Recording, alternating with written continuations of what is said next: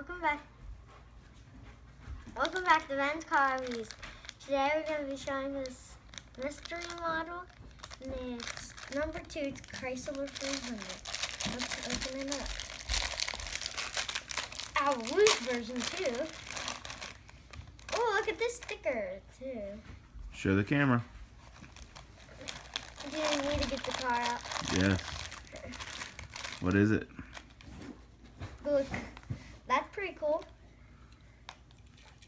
What model is it? Chrysler 300. It's gray. Cool. And like, what are those on the rim? What are the stuff on it? What are those? It looks like a wild paint job. Wow, paint job. Now, would this be a good track car?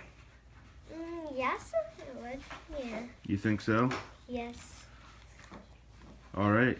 I have that guy. Remember, I should. Well, tell me more about the car. Because it has silver rims. How many Chrysler 300s do you have?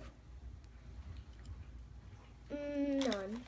This is your first Chrysler 300 Hot Wheels? Yes, I have a loose version. I don't know where it is though.